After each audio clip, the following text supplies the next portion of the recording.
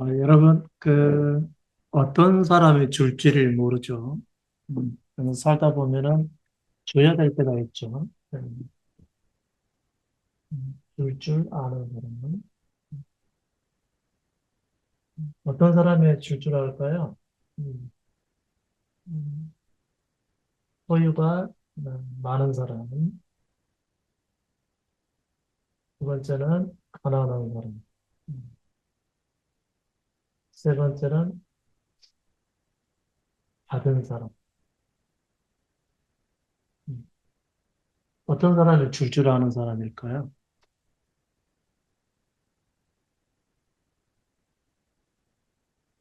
네? 가난한 사람? 네. 또 소유가 많은 사람이 줄 알까요?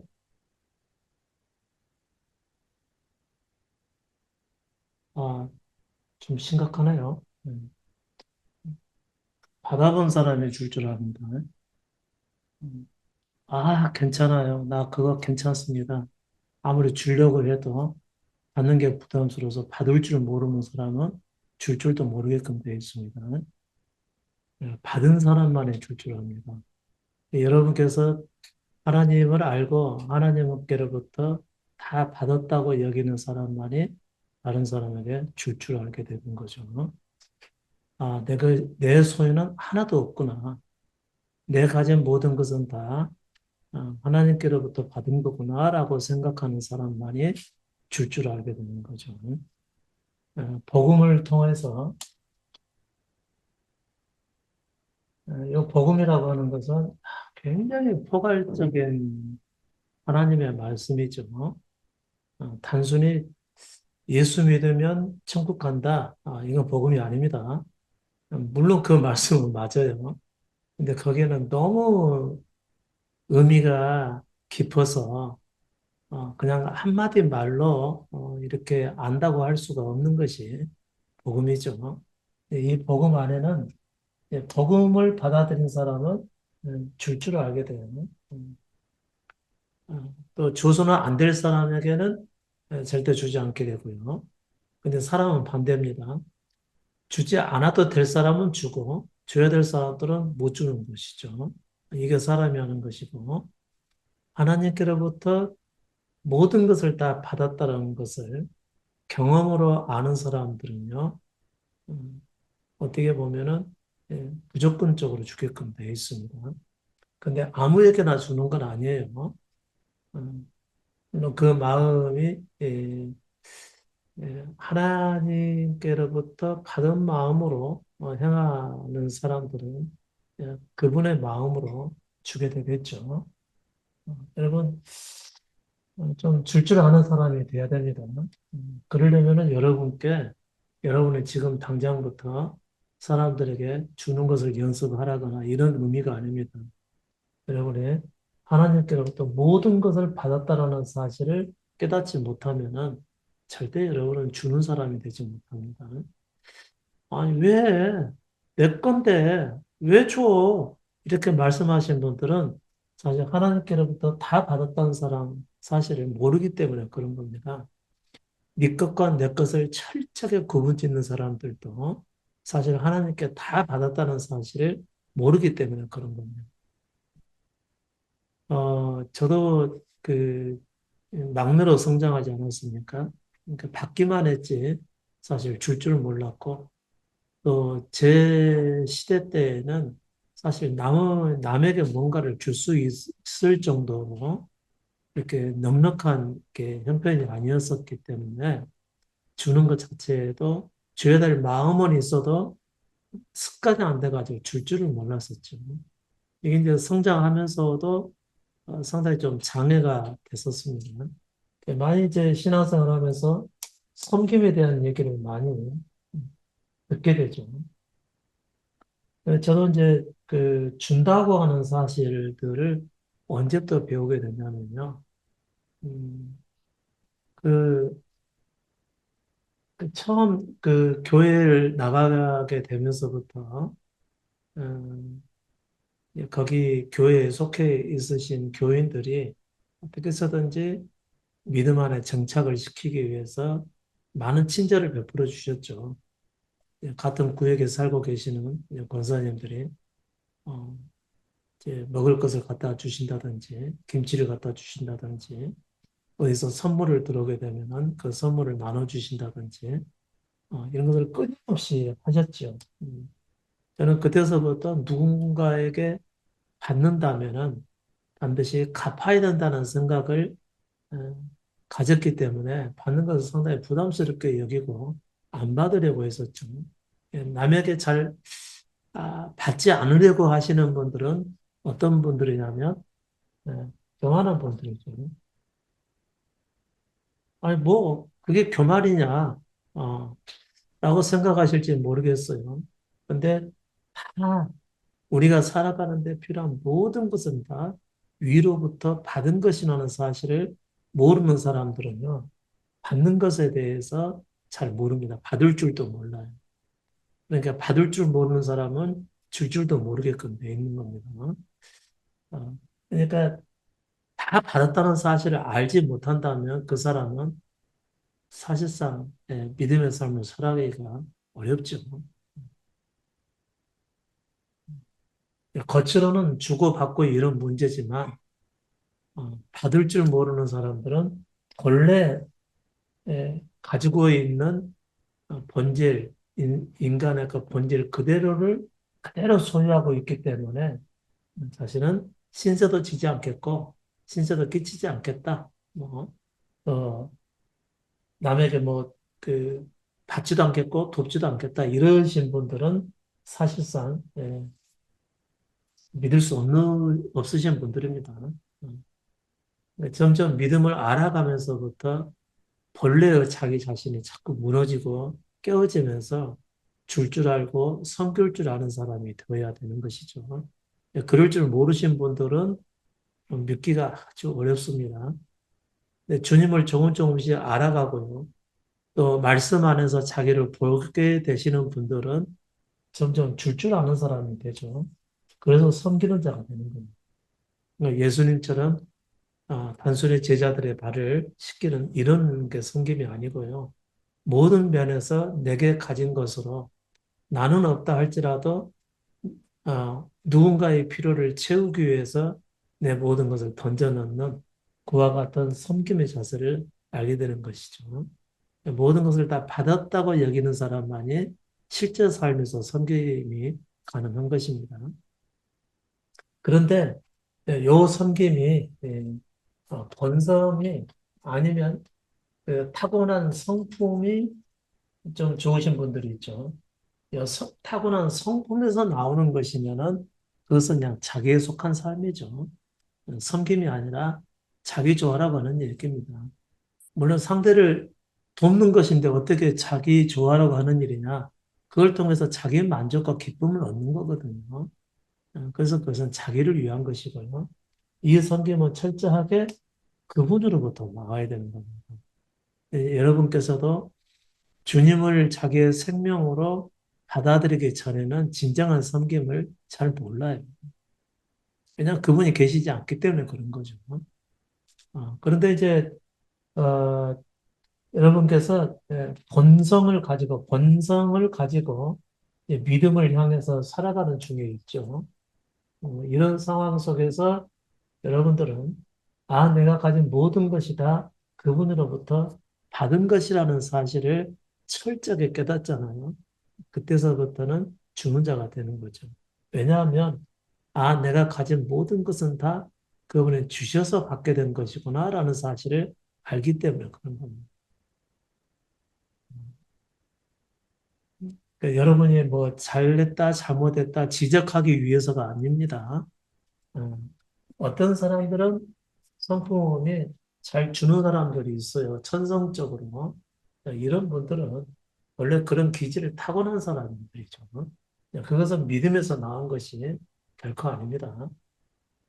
어, 근데 이제 제가 여러분께 말씀해 드리고자 하는 것은 믿음 안에서 줄 아는 사람들을 얘기하는 것이죠.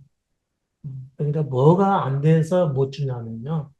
받은 적이 없다고 생각하는 사람들은 절대 주지를 못합니다. 예, 받은 적이, 이 받았다는, 다 모든 걸 받았다는 사실을 몰라도 천성이 좋은 사람들은 또 잘 베풀고 섬길 줄 아는 사람들은 그 천성이 그런 것이죠. 그러니까 믿음에서 난 것이 아닙니다. 저는 지금 믿음에서 난 것을 가지고 얘기를 하는 겁니다. 이런 경우는 천성에서 나오는 것은 믿음하고는 상관이 없는 것이죠. 또 어떤 사람들은 천성이 자기만 사는 사람들이 있고, 음, 안 주고 안 받는 사람들이요. 그건 천성이 그러니까 그래서 다른 사람과 교류가 잘 안 되게끔 살아가겠죠. 굉장히 이제 고립적으로 살아가게 되고요. 자기 스스로가 자기를 고립시키는 그런 삶을 살게 되겠죠. 그것은 자기 기질대로 살기 때문에 그런 겁니다. 뭐 천성으로 잘 베푸는 사람도 지금 마찬가지죠. 근데 한계가 있죠. 천성으로 잘 베푸는 사람들은요. 음, 어느 정도까지는 가능한데 그 이상은 못하는 경우가 있어요. 그때 자기 자신에 대해서 깨어지게 되죠. 나는 잘 베풀고 잘 섬기는 사람인 줄 알았는데 나도 상황이 따라주지 않으면은 못하는구나. 이 사실을 알게 되죠. 거기서 이제 천성의 한계를 보게 되는 것이죠. 근데 이제 그 예수 그리스도를 보십시오. 어떻게 사시죠? 자신이 받은 모든 것은 다 하나님께로부터 받은 것이라고 여기고, 그리고 자기 생명을 어떻게 하시죠? 모든 사람을 대신해서 희생물로 드려버리죠. 자기 생명까지. 이게 이제 그리스도께서 믿음 안에서 행하시는 섬김이었던 것입니다. 여러분께서도 평소에 다른 사람에게 주는데 굉장히 인색하신 분들 계셔요. 본성이 그래요, 본성이. 어, 나쁘거나 좋아서 뭐 이런 얘기가 아니고요. 본성이 그렇습니다. 물론 우리의 본성은 네, 사실은 악하죠. 음, 음. 아담의 생명을 가지고 탄생을 했기 때문에 철저하게 이기적입니다. 자기 생각에 맞을 때만 다른 사람을 돕거나 지원해 주는 것이지 자기 생각에 틀리면 절대 응하지 않는 것이죠. 이게 이제 악한 기질에서 비롯된 것이죠. 근데 제가 여러분에게 줄 아는 사람이 되라고 하는 얘기는 믿음에서 나는 거기 때문에 음, 많이 받아야지만이 압니다. 저도 이제 그 막내의 기질이 있어서 처음에는 잘 줄 줄을 몰랐었죠. 근데 이제 교회를 다니면서 잘 섬겨주시는 분들, 어, 내가 어떻게 하는 것과 상관없이 잘 베풀어 주시는 이분들에 따라서 어느 순간 제 이제 어떤 방어막이 점점 녹아 흘러내리게 된 거죠. 물론 이제 그분들은 자기 천성에 의해서 도왔고요. 또 한 가지는 교회에 잘 정착하기 원하는 마음으로 도와줬던 것뿐인데 그분들도 나중에 한계를 맞이하게 되죠. 물론 이제 근데 저는 그때에 초창기 때 그분들의 섬김을 받으면서 이제 저를 보호하고자 하는 그런 방어막이 내려진 것이죠. 그때서부터 저는 그냥 받았습니다. 그냥 받은 이후로 나중에 서서히 줄 아는 사람이 되어 갔는데요.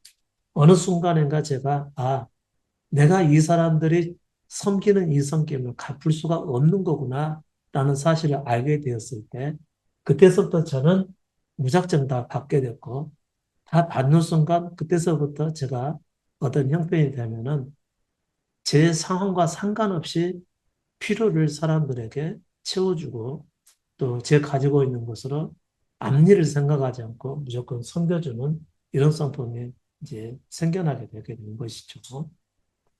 어, 그리고 나서 나중에 이제 목회를 할 때도 여전히 이제 그 섬김이 작용을 했지만 역시 이것도 육신에서 난 것이기 때문에 이것도 한계가 있었습니다. 이제 언제 제대로 알게 됐냐? 철저하게 내 받은 모든 것은 다 그분으로부터 비롯되는 거구나. 라는 사실을 철저하게 경험할 때죠. 제가 복음을 경험했을 때 모든 것을 내려놨지 않습니까? 제가 원하는 삶, 제가 원하는 목회, 제가 원하는 가정, 또 제가 꿈꾸는 삶, 이 모든 것들이 다 무너져 버린 것이죠. 내 힘으로 되는 것은 아무것도 없구나. 실제로는 그분이 모든 것을 다스리시고 공급하시는구나. 이 사실을 제가 깨닫게 되었을 때 내가 가진 모든 것은 다 그분이 주신 것이구나. 라는 사실을 알게 되면서부터 제 형편과 상관없이 주는 사람이 된 겁니다. 근데 여러분, 아무 때나 주는 거 아닙니다. 주는 것도 철저하게 그분 안에서 주는 것이죠. 저는 이제 먼저 여러분에게 원하는 것은 항상 뭐죠? 믿음이죠. 이 믿음은 뭐죠? 자기에 대해서 믿고 예수 그리스도로 사는 것이죠. 자기에 대해서 죽어야 자기 생각과 마음에 어떤 다스림을 받지 않게 되는 겁니다. 자기에 대해서 죽지 않으면 자기 생각에 따라서 사람을 대하게 되죠. 그래서 어떤 때는 주기도 하고 어떤 때는 어, 거절하기도 하고 어떤 때는 철저하게 받지 않기도 작정하기도 하고 어떤 경우는 반드시 쓰거나 줘야 됨에도 불구하고 쓰지도 못하고 주지도 않는 이런 상황이 벌어지는 것은 자기에게 갇혀있기 때문에 그런 겁니다. 그래서 제가 줄 모르는 사람들을 보고서도 일일이 지적하지 않죠. 그러나 언젠가는 이 부분에 대해서 한번 짚고 넘어가야 될 때가 있겠다라는 그런 생각을 하게 된 것이죠. 근데 여러분, 예, 받은 사람만이 줄 압니다. 그리고, 물론 대개의 이제 믿음의 사람들은, 내가 가진 것은 하나님의 은혜로 받은 것이다. 요 정도로만 알고 계세요. 예, 그 정도만 알고 계신 분들은요, 어느 정도 것은 해요. 어느 정도 것은 하는데, 그 믿음에서 난 것이 아니고, 자기가 동의가 되는 그 사항에 대해서만큼만 하지, 그 이상은 절대 못하게끔 되어 있는 것이죠. 그러니까 여러분이 십자가 죽음을 여러분 스스로 갈 수 없는 이유가 뭐죠? 이선까지는 내가 따라갈 수가 있는데, 그다음부터는 나의 죽음까지는 나 못 받아들여. 이게 여러분의 삶일 겁니다. 그것은 여러분이 가고자 하기 때문에 그런 것이죠. 그러니까 여러분이 그리스도를 따라가는 데는 철저히 한계가 있는 겁니다. 그냥 각자에 따라서 그 한계의 정도도 다 다르죠. 그래서 저는 뭐 여러분들은 속으로 생각할 때 실망했을지도 모르겠다. 이렇게 말씀하신 분이 계실지 모르겠지만 실망하지 않습니다. 왜냐하면 사람은 본래 그렇다는 것을 알기 때문에 그런 것이죠. 근데 이제 아직도 저를 향해서 그런 식으로 저를 보시는 분들이 계세요. 목사님이 틀림없이 실망했겠다. 목사님이 나에 대해서 아주 좀 기대를 하셨을 텐데, 좀 그렇다, 이런 마음을 가지실 때가 있을 텐데요. 그건 잘 몰라서 하시는 말씀이죠. 저는, 저는 사람이 바닥을 내려가 봤었고, 또 사람이 어떤 존재를 알기 때문에 실망까지는 안 하죠.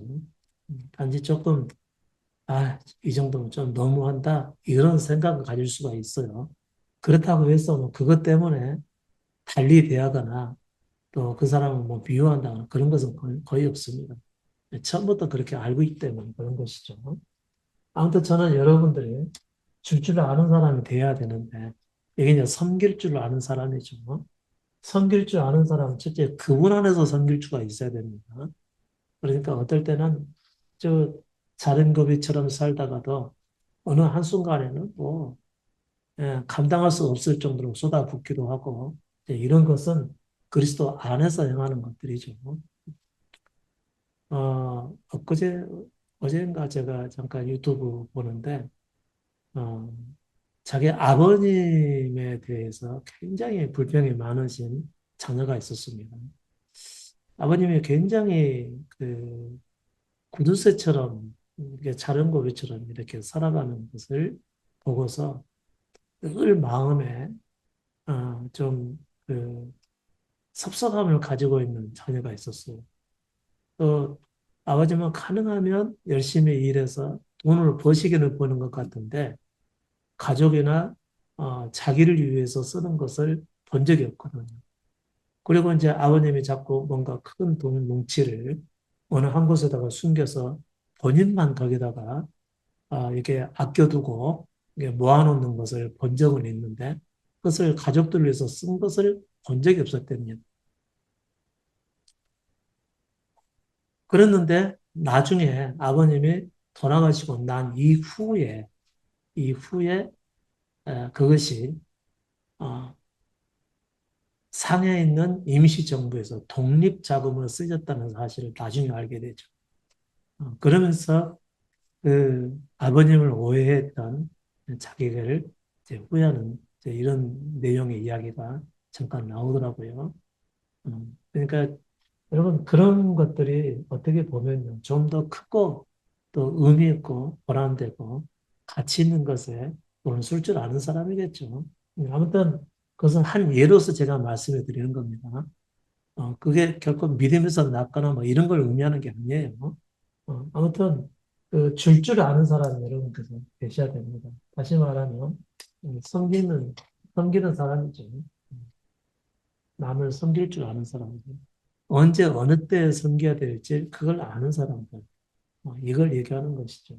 이건 철저히 그러니까 여러분의 믿음에 달린 일입니다. 믿음에 달리지 않으신 분들은 구심점이 없어요. 어떤 그 규칙이나 그다음에 어떤 그 정해진 어떤 그 도에 의해서 섬기거나 이런 것이 없어요. 자기 마음에 들면 섬기는 거고 아니면 안 하는 것이죠. 그리고 평상시의 삶을 보게 되면 그 사람이 섬기는 사람인지 아닌지 그때 알게 됩니다. 어, 예, 좀, 이 섬김은 또 상당히 양심에서 많이 나오기도 하죠. 음, 음. 제가 이제 여러분에게 가끔씩 부탁하는 것은 양심에서 나는 것이죠. 음, 절대 양심에 부끄럽지 않게 살아가기를 하는 이것은 육신의 삶이에요. 음, 육신의 삶인데 여러분들의 자신을 위해서 양심에 부끄럽지 않게 살아가라 이렇게 주문을 하는 것인데 양심이 뭔지도 모르시는 분들 계십니다. 아, 양심이 뭔지도 모르는 사람들. 이런 경우는 어쩔 수가 없죠. 이건 뭐 더 이상 드릴 말씀이 없는 거고요. 아무튼 자기가 자기를 볼 때 부끄러움 없는 삶으로 살아가기를 원하고 그런 가운데서 믿음을 향해 가라는 이런 말씀인 거죠. 이 믿음은 뭐죠? 자기를 완전히 잃어버리는 겁니다. 자기를 완전히 잃고 누구를 전부로 받아들이는 거죠. 예수 그리스도시죠. 그리스도를 전부로 받아들이게 되면 그분의 뜻에 따라서 섬기게 되는 것이죠. 그래서 예수께서 제자들의 발을 씻기실 때 뭐라고 말씀하시죠? 내가 너희에게 행한 것처럼 너희도 형제에게 이와 같이 행하라고 얘기하는 거죠. 그것은 예수 그리스도께서 누구 안에서 그렇게 하셨죠? 자기에 대해서 죽고 성령 안에서 행하셨다는 거죠. 그럼 우리도 다른 사람을 사랑할 때 자기에 대해서 죽고 그리스도로 살아야지만이 그리스도와 같은 섬김이 가능하게 되는 겁니다. 그 섬김이 결국은 받는 사람에게 받는 사람을 구원으로 인도하게 되는 것이죠. 음. 여러분은 지금 이제 이후에 인제에 오신 분들은 아마 잘 모르실 거예요. 근데 처음 서울 지역에서 인재 모임이 시작이 됐을 때는 철저하게 섬김에서 시작이 된 겁니다. 물론 이제 저와 함께 한 사람이 섬김이겠죠. 음. 모든 걸 다 쏟아붓는 것이죠. 그 한 달을 살아가는 생활비조차도 없는 상황에서 교통비를 드리고 또 오시는 분들 시장 하실까 봐 김밥을 또 준비해 가면서 철저하게 또 그런 성경을 가지고 이 복음을 듣게 한 것이죠. 왜냐하면 이 복음 듣게 하는 일이 그만큼 중요했기 때문에 그런 것입니다. 그렇게 해서 시작돼서 지금까지 오게 됐는데 아마 예, 그때의 제 상황을 생각하게 되면 여러분의 상상하지 상상할 수 없을 정도로 굉장히 빈약한 상태에 있었어요. 그런데 제게 있어서 가장 소중한 것은 이것을 전하지 않으면 안 된다라고 하는 사명감 때문에 그렇게 하게 된 것이죠. 여러분도 복음을 완전히 알고 깨닫게 되잖아요. 그러면은 모든 것이 그분에게서 왔다는 사실을 체험도 하게 되고 또 실제로 깨닫기도 하게 됩니다. 그리고 아무것도 아닌 상황에서 그분을 전부로 여기게 되면 그분 안에서 섬기는 사람이 되는 것이죠. 어떠신 분들은 어떤 그 시스템에 의해서 다른 사람을 섬기는 경우가 있죠.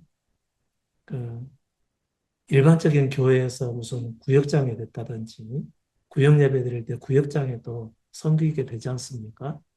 또 뭐 어떤 그 기관의 장이 되면은 그 기관에 속해 있는 사람들을 또 그 사람이 먼저 또 섬기게 되는 것이고 또 어떤 직분을 가지고 계시잖아요. 권사님이나 장로님 직분을 맡게 되면 어, 좀 직분이 높으신 사람들이 뭐 많이 가졌던 적었던 적게 갖고 있었던 간에 다른 사람을 섬기는 자가 되는 것이죠.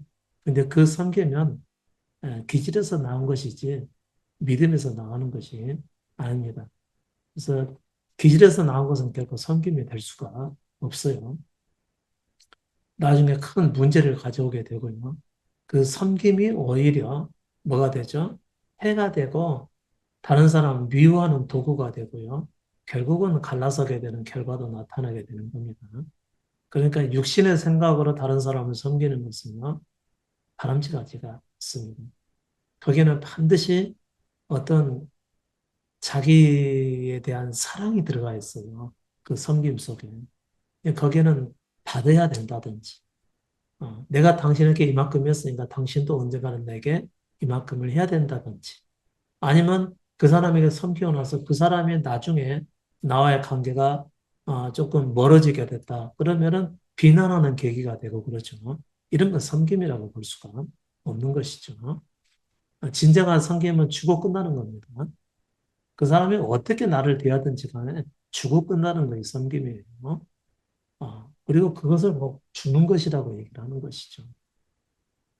어, 이제 믿음이라고 하는 과제가 먼저 여러분에게 안겨졌지만, 그러나 여러분 줄 알지 못한다면 여러분 현재 믿음 안에 있는 것이 아니라는 것이죠.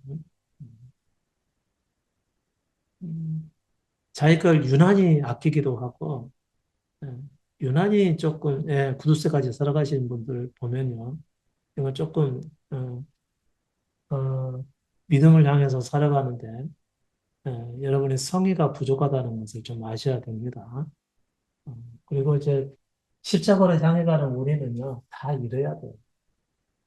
다 이래야 됩니다. 양심은, 양심이라고 하는 것은 여러분의 믿음을 향해 가는데 잠깐 동안의 역할을 하는 것이거든요. 양심에 부끄럽지 않게 살아가는 거요. 그 외에는 여러분 십자가에서 다 이래야 되는 겁니다. 여태는 여러분이 다 잃게 될 때 비명이 찾아오겠죠.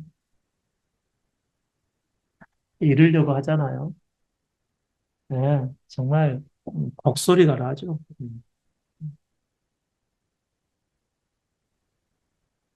그런 과정을 거쳐서 다 잃어보아야 내게 가지고 있는 모든 것이 다 그분께로부터 왔다는 사실을 그때 인정을 하게 됩니다.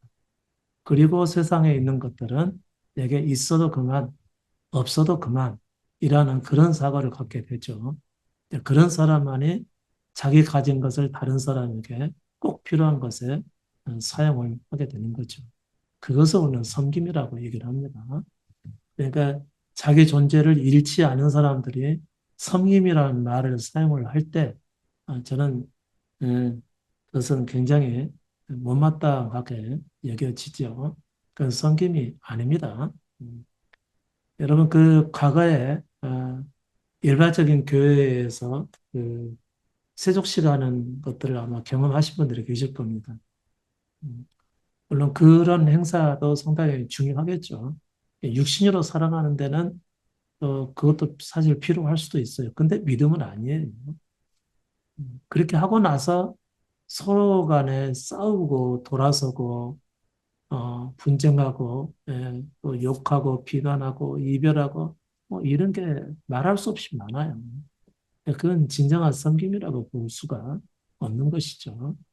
그냥 그 정도 퍼포먼스 갖고는요, 그건 믿음을 잘 모르는 것이죠. 음. 여러분께서 조금 마음을 어디에 두어야 되냐면요, 자기 십자가를 두는데 여기다가 좀 철저하게 초점을 맞추시고 가셔야 됩니다. 아, 복음은 어렵습니다. 저는 이렇게 복음을 어렵게 받아들인가라고 하는 사실에 대해서 사실 많이 놀래왔어요.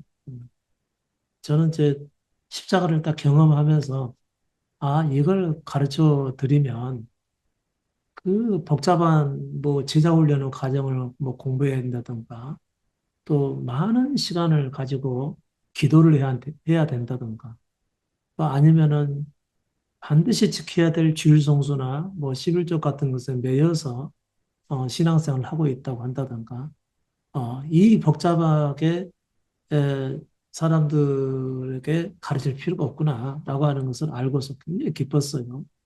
그리고 이것만 복음에 대한 이 핵심만 알려주면은 사람들이 너무너무 쉽게 신앙생활을 하고 또 진정한 자기 존재의 죽음과 더불어서 그리스도를 입을 수 있겠다는 생각에 이제 이것을 마구 막 전하게 됐던 것이죠.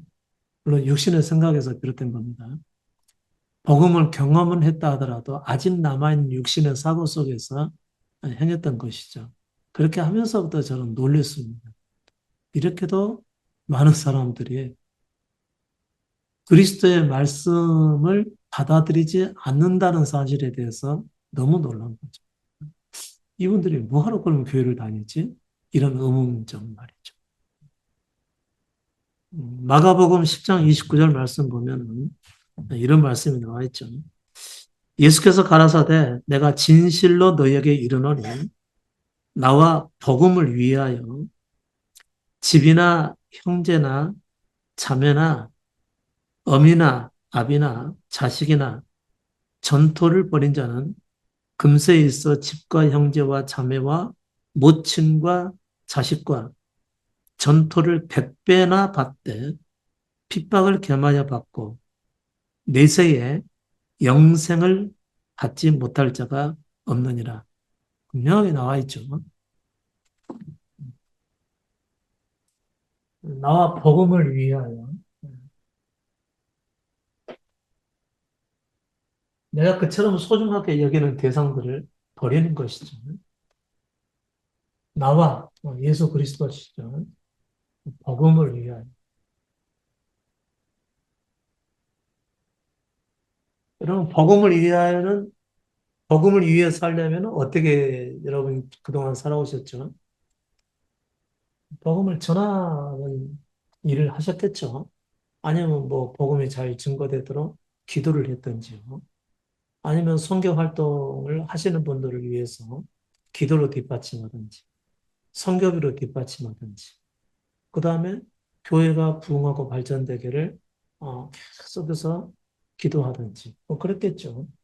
근데 예수께서 하셨던 말씀, 그리스도와 복음을 위해서 해야 될 일이 있죠. 그건 뭐죠? 아, 자기의 모든 소유를 버리는 겁니다.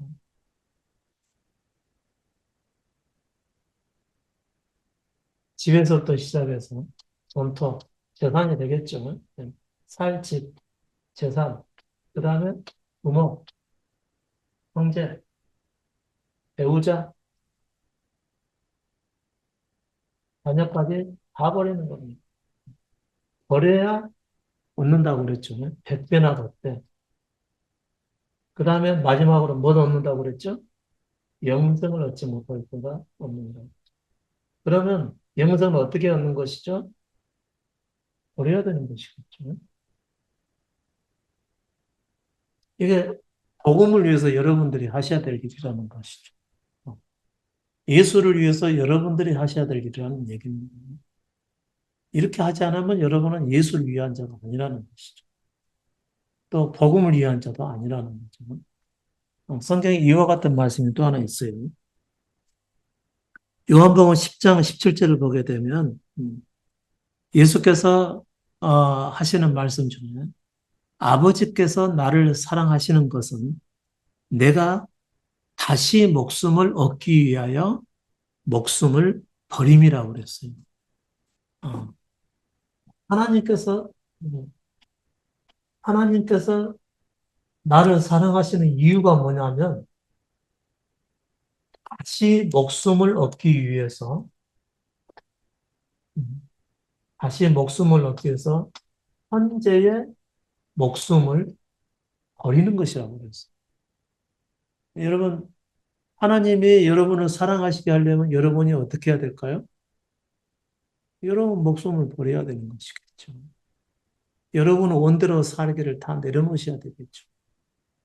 여러분이 그리고 있는 거, 여러분이 계획하고 있는 거, 여러분이 원하고 있는 거, 이거 다 버려야만 되는 일입니다.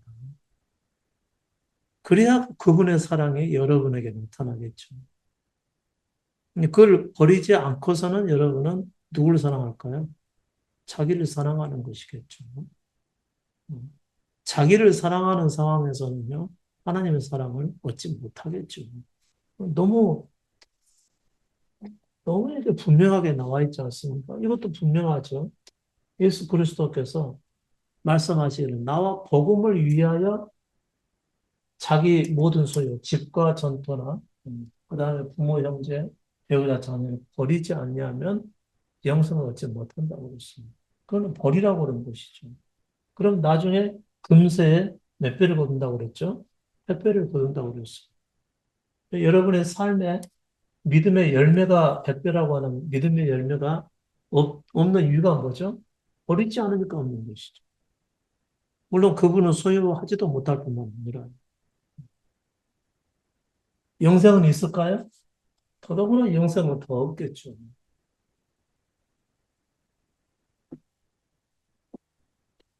근데 문제는 말이죠. 이게 기쁨으로 와야 돼요. 어떤 사람에게는 이게 기쁨으로 받아들여지게 되는데 어떤 사람들은 그렇게 어려워. 아, 이거 버려야 되는데 안 버려지는데 어떡하지? 이분들은요, 안 들렸다는 얘기입니다. 안 들리는 거예요. 이 말씀이 나를 편하게 한다는 사실을 모른다. 또 하나 내가 지켜야 될 말씀으로 여겨진다는 것은 자기가 버려지지 않아서 그런 겁니다. 근데 이게 문제이죠.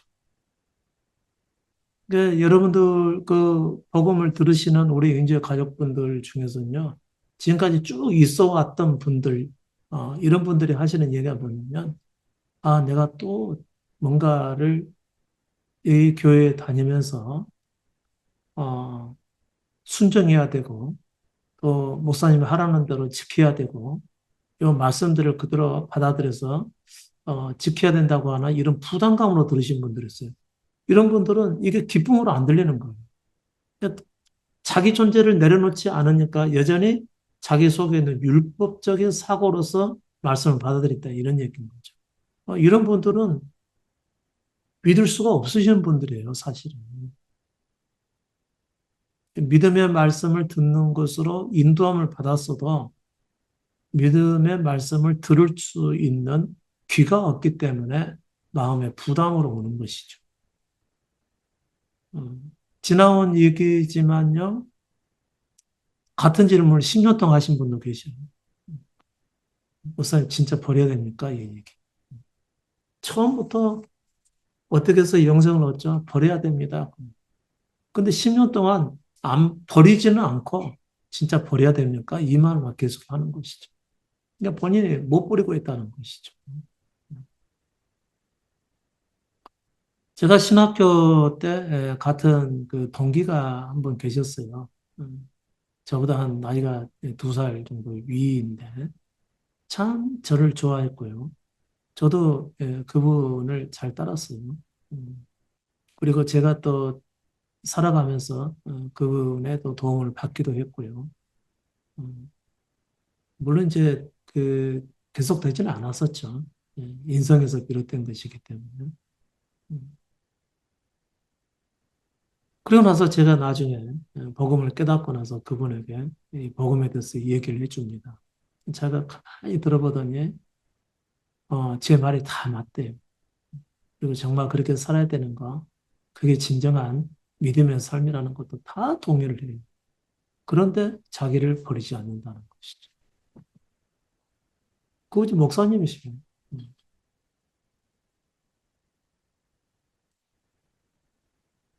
지금 이제 뭐 65세가 됐겠죠. 다 듣고도 버리지 못하는 것은 들리지 않기 때문에 그런가. 소리만 들리지 그분의 음성으로 들리지 않으니까 순종하고 받아들여야 될 말씀으로 여겨지지 않는 것이죠. 그러니까 그분은 아직도 헤매, 똑같은 일. 음. 똑같은 일로 헤매면서 계속 자기가 행한 것에 대해서 얼마큼 열매가 있고 없고에 따라 어, 감정 상태가 계속해서 바뀌어가는 것이죠. 여전히 똑같은 삶을 살아가는 것이죠. 그거 다 버려야 되는데 라고 본인은 알아요. 아는데 안 버리는 것이죠. 이게 문제가 되는 거죠. 여러분, 말씀에 따라서 버려지지 않으면요, 영생 없습니다. 또 여러분들이 여기서 말씀을 듣는 이유가 뭐죠? 영생 얻기 위해서입니다. 생명 얻기 위해서입니다.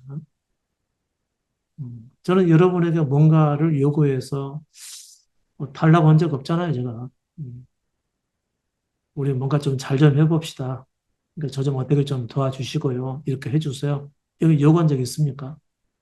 아마 없을 겁니다.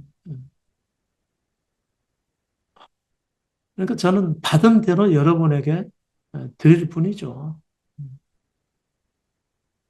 여러분, 제가 여러분 섬기고 있는 거 혹시 아십니까? 저는 말씀으로 섬기고 있고요. 여러분의 믿음 안에서 살아갈 수 있도록 모든 것을 마음속으로 담아 두었다가 또 말씀으로 만들어서 여러분에게 전달을 하는 거거든요. 여러분이 그 말씀 안에서 살아가시도록 말이죠. 근데 살아가는 거 보면 조금도 안 바뀌시는 분들이 너무 많아요. 듣고 말아버린다는 거죠. 그것은 귀가 열리지 않았다는 것이죠. 그리고 여러분의 눈이 열리지 않았다는, 눈이 열리지 않았다는 얘기는 뭐냐면요. 제 안에서 행하시는 이가 그분이라는 사실을 보는 눈이 없다는 것이죠. 그러니까 인간 김윤창이라는 사람이 하는 말이지, 설마 그 안에서 그분께서 하시는 말씀이겠느냐라고 생각을 한다는 거죠. 보는 눈이 없다는 거죠. 보는 눈이 없으니까 그만큼 무겁게 받아들이지 않는다는 것이죠. 그리고 진리의 말씀을 들었을 때, 진리라고 한다면은 무조건 받겠다라고 하는 마음 자세가 없으시면요. 여러분 안 받아들여져요. 결국은 말씀을 들을 수 있는 귀가 아직 열리지 않았다는 의미거든요. 눈과 귀가 열리지 않은 상황에서는요. 아무리 보여주고 아무리 말씀해 드려도 이게 믿음으로 나갈 수가 없게 되는 것이죠. 근데 이게 좀 답답함이죠. 음. 아, 글쎄요. 비슷한 말씀들은 아마 여러분께서는 들을 수 있는 곳은 있을지 모르겠어요. 그런데 여러분이 살아가는 데 있어서 가장 삶에 근접하게 들을 수 있는 말씀은 아마 여기서 듣는 말씀들일 겁니다. 어, 조금 깊이 생각해 보시죠. 전하는 자가 없으면 여러분 어떻게 하실까요? 음, 여러분들은 나중에 뭐 글 보면 되지, 뭐 지나간 동영상 보면 되지, 이렇게 쉽게 생각하실 수가 있습니다. 근데 막상 지금의 환경이 깨뜨려지고 다시는 복음을 들을 수 있는 이제 저라는 사람에게서 복음을 들을 수 있는 기회가 없어지고 말잖아요. 그러면 여러분은 금세 그냥 육신의 삶으로 돌아가 버려요.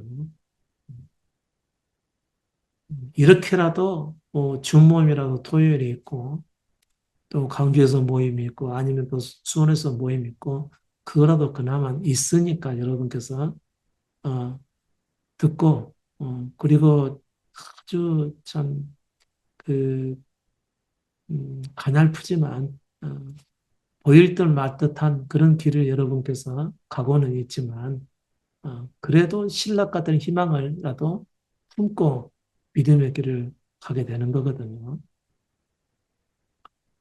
매일 올려드리는 말씀들에다가 거기다가 좋아요 하나 딱 누르는 것도요.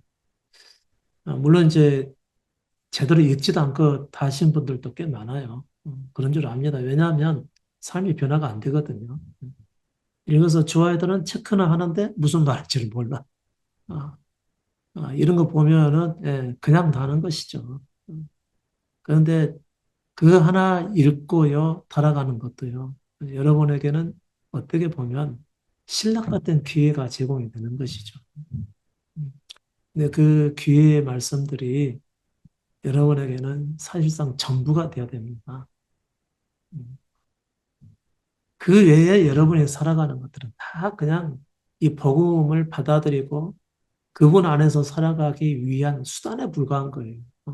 뭐 돈을 벌고 물질적 삶을 살고 그다음에 필요한 물건들을 사고 식생활을 이어가고 뭐 이렇게 그런 건 전부 다 여러분이 복음을 위한 어떤 부수적인 것에 불과한 것이죠.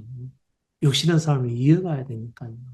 그러나 여러분의 궁극적인 목적은 복음입니다. 여러분의 생명을 얻는 데 있다는 것이죠. 이 말씀들을 듣고서 여러분이 부담감을 느낀다고 한다면, 좀 자유가 없다는 거죠.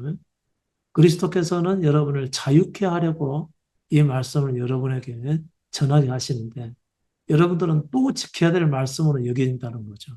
이건 드릴 기가 없어서 그렇다는 얘기입니다. 자유롭게 하는 말씀 아닙니까? 여러분이 여러분 자신을 위해서 살 것 없다라는 거예요.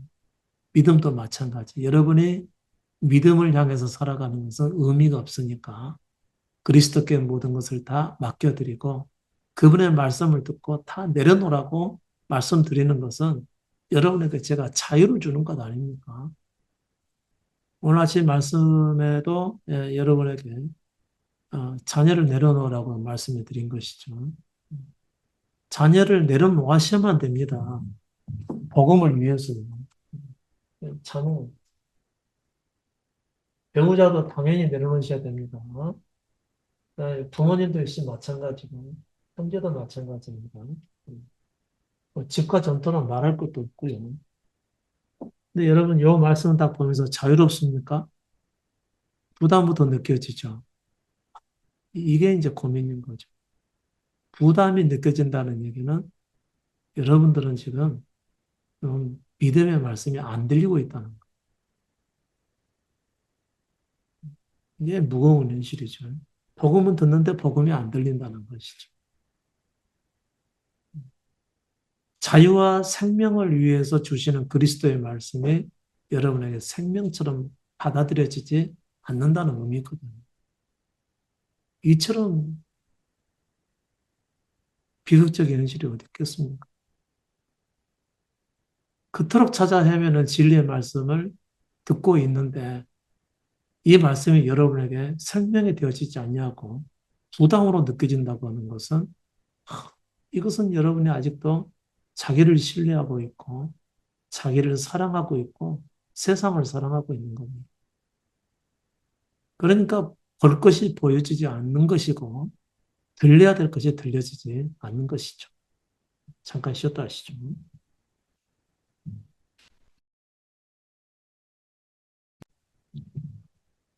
남은 두 종류의 사람이 있죠. 내가 낳은 남이 있고, 그다음에 예, 이웃이 있죠. 음, 나와 직접적인 관련이 없는 이웃을 남이라고 그러죠. 내가 낳은 남이 누구죠? 우리 자녀이죠. 음, 음. 남이라고 표현한 이유는 뭐냐면요. 좀 철저하게 한 나와 다른 한 인격이라고 하나? 표현을 해야 되겠죠. 그러니까 내 소유라고 생각해서도 안 되고, 내 자녀이니까, 내가 너를 낳게 했다라고 생각을 하고, 어떤 나와 특별한 어떤 혈연적 관계이기 때문에 특별한 존재로 이렇게 생각하는 이런 것을 막기 위해서 지금 내가 여러분에게 드리는 말씀입니다. 복음은 자녀를 어떻게 하라고 그랬죠? 버리라고 그랬죠. 음, 음. 여러분, 실제로 자녀를 버려야 되는 거죠. 음. 버리라는 의미를 잘 몰라서 그러는데, 여러분의 소유라고 생각하는 그것을 버리라고 하는 것이죠. 자녀가 잘 되면 기쁘고, 잘 못 되면은 굉장히 속상해하는 거. 이것은 소유라고 생각을 하기 때문에 그런 겁니다. 철저하게 어, 남과 같은 한 이웃이라고 생각을 하면, 남과 같은 한 인격이라고 생각하면은, 지가 잘 되면 저한테 좋은 것이고, 지가 안 되면 저한테 힘든 것이지, 이렇게 생각을 하셔야지 맞다는 거죠. 그게 자기로부터 버리는 것을 의미하는 겁니다. 근데 대개는 안 버리죠. 안 버리고 여러분이 희생을 하시는데, 희생하지 말라는 의미는 아니지만요. 희생을 하는 것은 자기 소유라고 생각하기 때문에 희생을 하는 것이죠. 여러분, 자녀가 성장을 해서 성인이 되잖아요. 그냥 놔주셔야 됩니다. 근데 자녀를 사랑하면은 어떻게 되는 거죠? 자녀는 부모와 나는 달라. 자녀는 다 그렇게 생각합니다. 부모님은 부모님이고 자기를 위한 존재라고 생각을 합니다. 부모는요. 그리고 철저하게 자기를 위해서 의존을 하는 것이죠. 근데 부모는 그 자녀를 통해서 만족을 하고자 하는 겁니다. 대리 만족을 하고자 하는 대상이 자녀라고 하는 거죠. 나는 아닌데 그것은 자기를 아직 다 내다보지 못하신 분들입니다. 우리의 육신의 생명은 그렇게 되어 있어요. 대리만족이죠. 그러니까 결혼을 하게 되면은 남편이 더 사랑스러워요, 자녀가 더 사랑스러워요. 음, 대답하지 않으셔도 돼요. 이미 답은 정해진 것이니까요. 남편은 사랑하지 않아요. 자녀를 사랑하지. 나는 안 그래 하시는 분이 계실지도 모르겠지만 그건 거짓입니다. 자기를 잘 몰라서는 얘기죠. 사람은 그렇게 되어 있습니다. 음. 어, 아무튼 그것은 자기를 사랑하는 것이지 결코 자녀를 사랑하는 거 아닙니다. 자녀를 사랑하면 어떻게 해야 되죠? 자녀가 마음껏 사랑할 수 있도록 자유롭게 해주셔야 되는 것이죠. 철저한 인격으로 여기고 내게 속한 남이라고 여기고 남처럼 여겨야지 버리는 것. 그렇지 않으면 버린 게 아니라는 것이죠. 제가 여러분에게 예, 많은 자유를 드리고 음, 풀어드렸더니 여러분은 이 자녀나 가족을 사랑하는데 무엇보다도 중요하게 생각하냐면 말씀 안에서 살아가는 것보다 훨씬 더 중요하게 여기더라 이런 얘기죠. 그렇게 버리라고 했지만 안 버린다는 거죠. 제 말에 따르라는 얘기가 아니고 말씀 예수 그리스도의 말씀을 따르라는 거죠. 예수를 믿기로 했으면 그분의 말씀을 따르셔야죠. 믿지를 말든가. 근데 자녀를 굉장히 소중하게 여기더라고요. 그리고 나서 거기에 대해서 얘기를 하면은, 아휴, 그게 뭐 말처럼 쉽게 되든가, 이렇게 또 반문을 해요. 부끄러운 줄 아셔야 됩니다. 본인이 믿음을 향해서 살아가서 그 믿음을 도와드리기 위해서 말씀을 생각나게 하면은, 아, 내가 참 잘못된 길로 가고 있구나. 이렇게 여기실 줄 알아야지. 오히려 반발을 놓고 항의를 하시는 분들이 계시더라고요. 어, 그분들은 거의 들리질 않기 때문에 그런 겁니다. 왜 믿어야 되는지 의미조차도 모르고 믿기 때문에 그런 일이 발생하게 되는 것이죠. 그러니까 어떨 때는 믿음 없어 보이는 사람과는 얘기 꺼내기도 아주 힘들죠. 잘못 건드려 놨다가는 오히려 공격을 하니까. 여러분 말씀 들으실 줄 알아야 되고요. 볼 줄 아셔야만 됩니다. 음. 그렇게 소중한 복음을 들려줬더니 오히려 그걸 발로 밟고 돌이켜서 공격하는 일 없으셔야 되겠죠. 자기 잘 돌아보셔야만 됩니다. 음. 제가 제 말을 하면은 상관없어요. 제 말을 해서 저에 대해서 공격을 하는 것은 다 괜찮아요. 그런데 그리스도를 따르기로 하셨던 여러분이 제가 그리스도의 말씀을 전하면 수긍하실 줄 아셔야죠. 근데 그걸 수긍하지 못하고 오히려 반발을 한다고 하는 게 이게 있을 수 있는 얘기입니까? 음, 차라리 믿지를 말든지. 자녀로 인해서 오히려 사람을 속이기도 하고요. 자녀로 인해서 거짓말도 하고요. 이런 일이 있었어야 되겠습니까? 왜 자녀를 버리라고 하는 그분의 말씀을 못 들으시는 건가요? 자녀를 버리라는 것은 여러분을 힘들게 하려고 그리스도께서 말씀하셨겠죠? 아니죠. 여러분의 자유를 위해서는.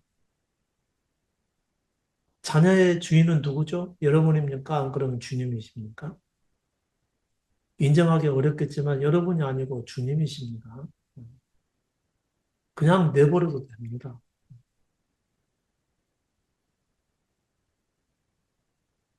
제 친구가 그러대, 저를 보고서. 최근에 어머님이 돌아가셨거든요. 음, 왜, 목사님은 언제 어머님이 돌아가셨냐고 물어보길래, 음, 내가 중3 때 돌아가셨다 얘기를 했고, 아버님은 내 4살 때 돌아가셨다고 얘기를 했더니, 놀라면서 하는 얘기가 뭔 줄 아세요? 그러고도 바르게 잘 자랐네, 그러더라고요. 음, 여러분, 내버려둬도요, 잘 자라요. 내버려둬도 그 모습 그대로 자기가 살아가야 될 그 모습 안에서 성장을 하게끔 돼 있어요. 근데 뭐가 문제가 되냐면 부모들의 잘못된 이기적인 사랑이 오히려 망치게 되는 겁니다. 부모가 자녀에게 집착을 하면 할수록 무슨 일이 벌어지죠? 자녀는 그만큼 부모를 또 어떤 한 인격으로 생각하지 않고 자기를 위해서 존재하는 부모라고 생각을 합니다. 그러니까 서로 이기적인 존재들이 서로 싸우는 것이죠. 여러분, 자녀 버리실 줄 아셔야 됩니다. 그거 못 버리면 여러분의 영성이 얻을 수가 없어요. 왜 그리스도의 말씀을 부끄럽게 하십니까? 그분을 믿는다고 하면서 왜 그분의 말씀을 안 따르시는 것이죠? 또, 자녀를 내려놓으라고 하는 것은 여러분을 자유케 하려고 그런 것이지. 여러분은 거기에 계속 왜 매여서 살아가는 거예요, 스스로? 그분은 여러분에게 좋은 것을 주시기 위해서 자녀를, 또 부모를, 또 형제를, 아니면 또 배우자를 내려놓으라고 말씀하시는데 여러분은 거기에 매여서 산다는 것이죠. 왜 스스로 불행을 자초하면서 살아가는 것이죠. 제가 드리는 말씀 중에서 한 가지가 냅두면 더 잘 됩니다. 여러분 외우셔야 돼요. 간섭하고 싶을 때 냅둬야 더 잘 된다. 속으로 외우세요. 냅둬야 더 잘 된다. 외우세요. 냅둬야 더 잘 된다. 그러고 나서 마음으로 버리라는 거죠. 내가 내 방식대로 이끌어가고 내 방식대로 사랑하고자 하는 것을 버려야 된다. 말씀이 이렇게 명확하게 나와 있는데 어떻게 그걸 다 설명을 합니까? 여러분이 보고 깨달으셔야지. 이 말씀을 딱 보이면 내가 자녀에게 어떻게 해야 될 것인지 써 있잖아요. 나무로 돼야 된다는 거죠. 그럼 남으로 대하지 못한다는 얘기는요. 여러분이 거기에 매여서 살아가게 돼 있다는 거. 아니, 자기로부터 구원받기를 원하시는 분들이 자기에게 스스로 매여서 살아간다는 것은 얼마나 우스운 일이에요.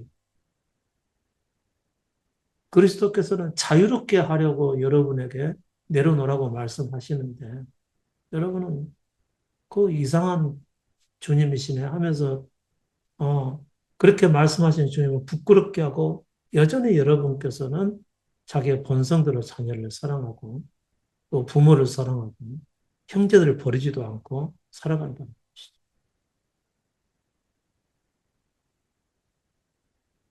얼마큼 우리는 예수를 믿는다 하면서 그분의 말씀을 안 따라가는지. 참 이상한 일이죠. 저는 이 말씀을 보면서 너무너무 자유로운 거. 지금까지 나는 내가 우리 가정을 지켜야 될 걸로 생각을 했었는데, 아니, 이렇게 말씀하시니 얼마나 감사해요. 내가 길러야 되고, 내가 뒷바라지해야 되고, 내가 자녀들이 자립할 때까지 모든 것을 뒷받침해야 된다고 하는 데서 자유함을 받거든요. 너무 기쁘더라고. 그리고 그분께서 이끌어 가실 것이 믿어지니까 너무 감사하고, 그런데 매이지를 않는 것이죠. 여러분, 여러분의 배우자에 대해서도 마찬가지. 그냥 냅둬 버리세요. 여러분의 할 도리는 하고, 여러분의 할 도리는 하게 가면서 집착하는 건 냅둬 버리세요. 자녀들 그냥 버려버리세요. 잘 되든 못 되든. 우리가 망치는 거거든요. 우리의 관심이, 우리의 사랑이, 또 우리의 집착이 망쳐가는 겁니다. 우리는 뭐가 사랑인지를 몰라요. 뭐가 진짜 사랑이죠? 냅둬 버리는 것이 그냥 사랑이에요. 자유롭게 놔두는 게. 그래야 자녀들도 부모를 의존하지 않고 본인들이 살아야 된다는 생각을 하게 되는 거예요. 근데 내가 집착하는 만큼 자녀들도 부모를 끝까지 붙들고 자기를 위한 존재로 여기고 의존을 하려고 하는 거예요. 독립을 해야 될 자녀들이에요. 자녀가 그렇게 살아가게 되면은 그게 사랑이겠습니까? 조주를 묻는 거지. 자녀를 잘못되게 성장을 시키는 거죠. 이건 말씀 따라가셔야 됩니다. 배우자도 마찬가지고 부모도 마찬가지. 적당히 하십시오. 부모도 버릴 줄 아셔야 되는데 형제는 마찬가지입니다. 형제가 여러분들에게 무엇을 해줄 수가 있겠어요? 해줄 수 있는 게. 할 수 있는 게 아무것도 없습니다. 모든 것은 그분이 주시고 그분이 이끌어 가시고 그분이 다스리는 것이지. 지금 버리면요. 당장 뭔가 잘못될 것 같고 뭔가 다 부서져가는 느낌이고 내가 지키고자 하는 모든 삶에 무너지는 느낌을 가질 수도 있어요. 근데 그분이 세우시는 거. 결국에는 그분이 세우셔요.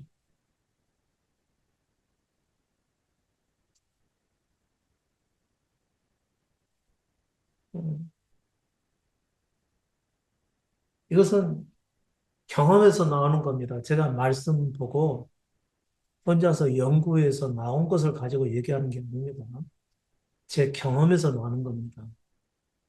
이 믿음의 말씀을 보고 자유함을 얻고 그 안에서 살다가 경험되는 그 경험을 가지고 하는 얘기예요. 일반적인 말씀을 전하는 다른 사람들과 다른 점이 그 점이죠. 다 경험은 경험되지 않은 것은 거짓이죠. 그것은 말할 수가 없는 것이죠.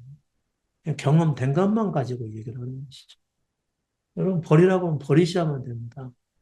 그 이어서 예수님께서 이런 말씀하셨어요. 그러나 먼저 된 자로서 나중 된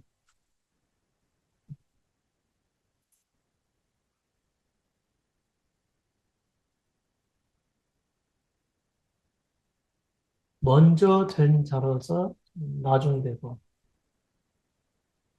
나중된 자로서 먼저 된다고 보는 거죠. 음. 먼저 된 자는 어떤 사람이죠? 먼저 된 자. 다 버리라고 하는 나와 복음을 위하여 집이나 전토나 부모, 형제, 자녀, 배우자를 다 버린 사람. 이렇게 이런 말씀을 버린 사람에게 에, 백배나 얻게 하고 그리고 영생을 얻게 하신다는 그 말씀 이후에 나온 말씀이잖아요. 그러면 먼저 된 자는 뭐죠? 어떤 사람이 그 말씀을 옳게 여기고 먼저 지킬 것 같고 그 사람만큼은 정말 그 말씀 안에서 살아갈 거야라고 인정된 사람이 좀 먼저 된 자가. 근데 그럴 줄 알았는데 그 사람은 오히려 나중 되고. 그 다음에 그 말씀이 처음에는 무슨 말씀인지 잘 모르고 갈등을 했던 사람, 그리고 먼저 그 말씀을 순종하지 못하고 받아들이는데 좀 더딘 줄 알았었는데 그 사람이 먼저 되더라 그런 얘기인 것이죠. 우리의 예상을 뒤엎는 일이라는 거죠. 겉으로 볼 때 잘 믿을 것처럼 보이는 사람들은 그렇지 않다는 것이고요. 그런데 예, 도무지 사람들의 주목을 받을지 못할 것 같은, 못하는 그런 사람들이 오히려 그 말씀들을 잘 지켜가더라. 이런 얘기겠죠. 음. 사람들에게 믿음 좋아 보이는 사람들은요, 결코 믿음이 없는 사람입니다. 믿음 좋아 보이는 사람들은 어떤 사람들이죠? 남에게 보이기 위해서 살아가는 사람들.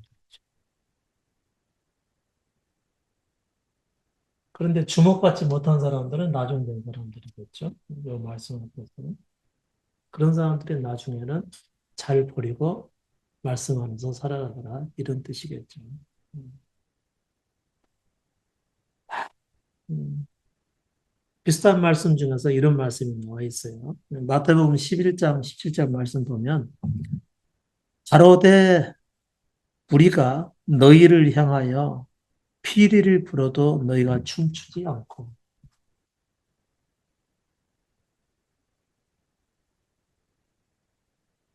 예수님의 말씀이죠.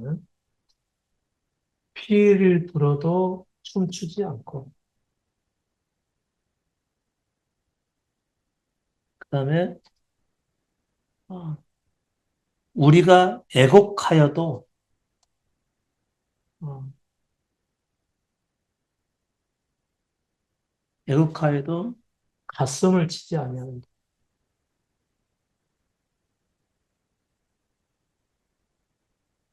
예수님의 말씀입니다. 이제 복음을 가지고 사람들에게 들리우는데, 복음을 가지고 사람들에게 전하고 가르치시는데, 피리를 불어도 춤추지 않는다는 거예요.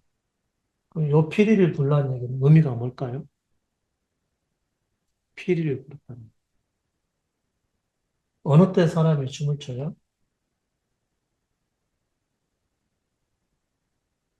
음악 듣는 걸 얘기하는 게 아니죠. 그럼 여기서 말하는 피리가 무슨 뜻일까요? 복음이죠. 어떤 복음이죠? 다 내려놓으라.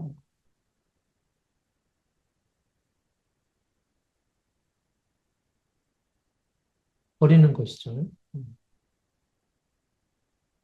내려놓고 버려라. 그러면 너희가 세상에서 백배나 얻고 영생을 얻지 못할 자가 없느니라. 그러니까 그 말씀을 들으니까 너무 좋네. 그러죠. 그렇게 힘써도 안 되는 하나님의 백성다운 삶이 이제는 다 내려놓고 그분만 따라가게 되면 그분이 행하시겠다고 하니까 이게 얼마나 좋아요. 이게 필이죠. 즐겁게 하는 말씀이죠. 그런데 문제는 뭐죠? 거기에 따르지 않는다. 그럼 또 어떤 일이 또 벌어지나? 애곡을 하여도 가슴을 치지 않는다. 왜 맡기라고 그러는데 못 맡기고 있느냐? 참나 답답해서 못 살겠다. 왜 도대체 왜 그래? 맡겨놓으라고 해도 맡기지도 않고, 내려놓으라고 해도 내려놓지도 않고, 버리라고 해도 버리지 않고, 그 좋은 복음을 가지고 전하는데도 불구하고 왜 안 듣는 거야? 정말 가슴에 답답하고 못 견디겠다. 이렇게 애국을 하는데도 나도 왜 거기에 따라서 못 사는지 하고서 긍휼을 구하지도 않아. 가슴을, 그게 얼마만큼 이 좋은 복음에 대해서 본인이 못 듣고 있다고 하는 사실에 대해서 안타까워 생각하지 않는다는 거예요. 여러분이 이제 오셔가지고 말씀을 들으시고 나서 내가 이 말씀을 받아들이고 살지 않는다는 사실들이 듣고서 여러분의 가슴을 왜 안 치는지 나는 모르겠어요. 왜 나를 자유롭게 하고 나를 얽매이고 구속하는 데서 벗어나게 하는 그 말씀을 듣고서도 나는 왜 못 내려놓는가? 이거 놓고서 막 가슴을 치듯이 여러분 자신들을 보고서 어, 조금 답답해 하거나 좀 이런 그 자세를 취하는 것이 맞는 것 아니겠어요? 이게 왜 그러냐 도대체. 그럼에도 불구하고 가슴을 치지 않는다.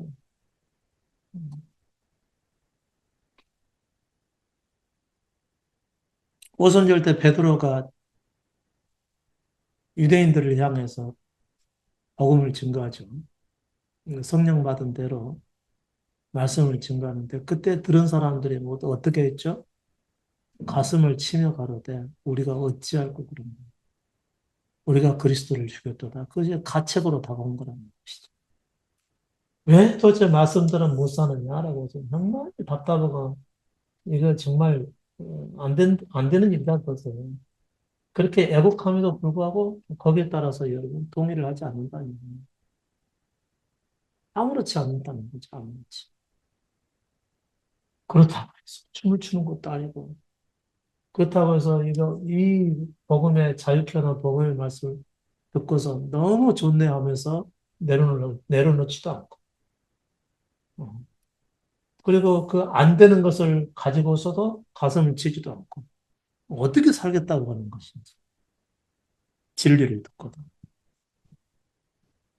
여러분 자신들을 좀 돌아보시면서 좀 생각을 해보셔야 될 일입니다. 음. 이쪽도 아니고 저쪽도 아니고 그냥 그대로 흘러가는 것이죠. 인도에서 복음 증가한 지 10년 훌쩍 넘었습니다. 근데도 똑같으신 분들 많아요. 이게 얼마나 답답한 일이겠어요. 진리를 듣지 못한다면 모르는 건데, 진리를 듣고서도 그러고 계시면, 그리고 계속해서 책망받고 지적받고 내려놓으면 자유롭다는 말을 듣고서도 안 내려놓고, 그리고 본인의 그 짐을 지고 살아가는 것이죠. 아예 내려놓으면 편하다니까. 얼마나 자유로운지 몰라요. 다 내려놓으면요. 정말 자기 속에 천국이 임한다니까. 천국이 임한다는데 왜 못 믿어요? 왜? 말씀 보고 연구해가지고 전하는 게 아니라니까요. 실제 경험을 가지고 말씀드리는 거라니까요. 그리고 그 경험 안에서 살아가는 제 자신을 보이면서 이렇게 말씀해 드리잖아요. 근데 왜 못 믿는 거예요? 제 말도 아니고 그리스도의 말씀을 풀어서 말씀합니다.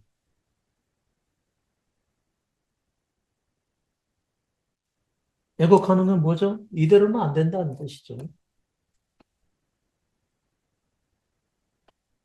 이대로는 안 된다. 지금 그대로 사시면 안 된다고 제가 예고를 할 때도 여러분은 가슴을 치지 않는다는 사실입니다. 굉장히 답답한 일이죠. 어떻게 보면 여러분은 저보다 더 답답할 수도 있어요. 들리지는 않지. 마음에 와닿지는 않지. 삶에서 드러나지도 않지. 이것도 저것도 아닌 삶이 지금 계속 되고 있으니까. 어떻게 보면 여러분이 더 답답할 수도 있는 문제죠. 근데 제가 여러분에게 길을 알려드렸어요. 음, 되든지 안 되든지. 말씀 안에서 살아가지 못하면 그분을 향해서 눈을 들고 그분의 이름을 부르고 긍휼을 구하라고. 내 눈과 귀가 열릴 수 있도록 주 앞에 구하라고 제가 말씀해 드렸습니다. 근데 그것도 구하지 않는 것 같아요. 들을 때뿐이고 그냥 제가 안 보이면 잊어버리는 것 같아요. 그래서 저는 또 계속 써서 드려 올려드리죠. 생각나게 하느라고. 생각나게 해도 그냥 글로만 읽는 건지 지식으로만 읽는 것인지. 여러분, 지식으로 아는 것이 굉장히 위험한 겁니다. 지식이 뭐냐면 그 말씀을 들으면서 읽으면서 본인이 지금 그 믿음 안에 있다라고 착각을 하게 만드는 거거든요. 지식이라는 것이. 천만의 말씀이죠. 실제와 지식은 너무 다릅니다. 음, 이게 복음의 비밀이죠. 음, 복음의 비밀은 자신이 낮아지지 않으면 들리지 않는다는 거죠.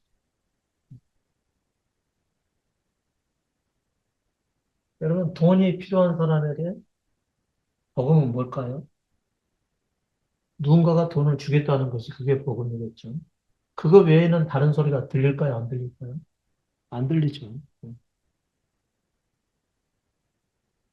돈에 쪼들려 있는 사람들은요. 음, 뭐가 복음이겠어요? 누가 돈 주겠다는 것이겠죠. 음. 자, 여러분은 뭐에 지금 굶주려 있어야 되는 거죠? 생명이죠. 그러면 생명의 말씀을 들을 때 이게 마음에 와 닿아서 붙들어야 되는 상황이죠. 근데 여러분은 생명을 구하지 않는 것 같다는 것이죠. 생명이 있어서 그러는 걸까요? 그러면 제가 금방 알았겠죠. 이게 생명도 없는데 생명을 가급해하지 않는다는 것이죠. 아, 이게 문제라는. 어쩌면 좋을까요? 음.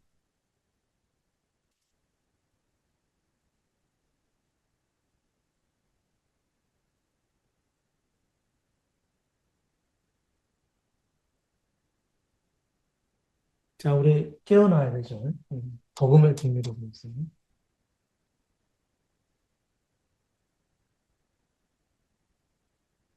예수 믿으면 구원받습니다. 이건 복음이 확실히 맞아요. 근데 뭐가 문제죠?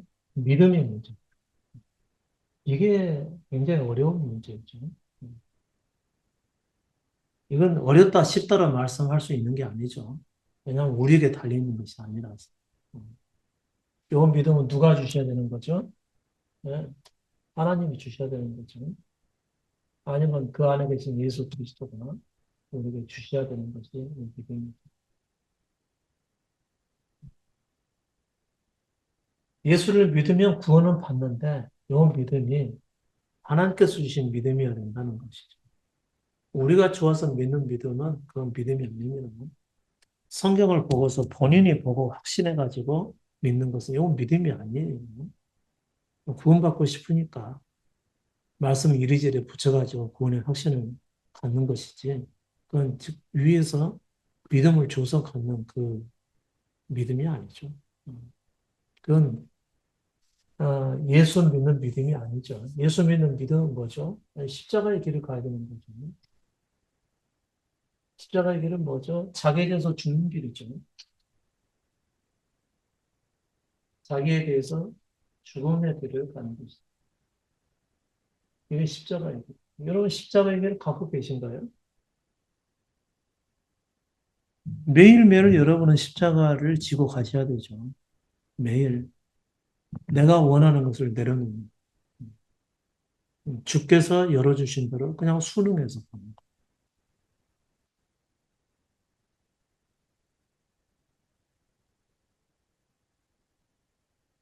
상황이 주어진 대로 순응해서 가는 거예요. 이거 쉬울까요? 어려울까요? 사실은 쉬운데 여러분은 그걸 쉽게 받아들이지 않는다.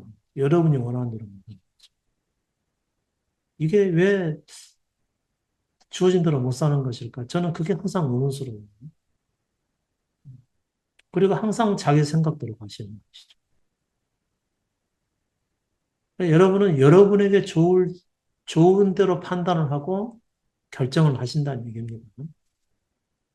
저는 지금까지 여러분에게 말씀해 드렸을 때 그냥 주어진 대로 살라고 말씀하신 것이죠. 음. 주어진 것이면 자기를 주님 앞에 맡겨드리고 흘러가는 대로 그냥 순응하겠다는 거죠.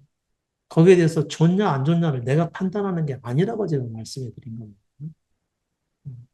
그러면 쉽잖아요. 쉬운데 스스로 자기를 어렵게 만들어요. 아, 내 생각에는 그게 아닌 것 같은데 하면서 자기 생각대로 살아가요. 이게 어떻게 그리스도의 인도하심을 받을 수가 있겠어요? 여러분이 원하지 않는 길로 그분은 인도해 가시는데 여러분은 자기 생각에 아, 그게 아닌 것 같은데 하면서 자기 원하는 대로 살게 되면 어떻게 그리스도의 뒤를 따라갈 수가 있겠어요? 그러니까 아무리 세월이 흘러도 알아가는 건 아무것도 없는 거죠. 자기를 내려놓지 않으니까 그렇죠. 항상 자기 원하는 대로 살아가는 것을 최우선으로 삼으니까 말이죠. 그래가지고 자기로부터 벗어나서 자유로운 삶을 살아갈 수가 있겠습니까? 생명을 원하신다면서요. 생명을 원하면은 자기가 타고나면서 주어진 그 생명을 버릴 줄 아셔야 되잖아요. 자기 생명을 잃어야 그분의 생명을 얻는다고 그러는데 왜 여러분은 자기 생명을 그토록 사랑하고 주장하고 살아갈 거예요?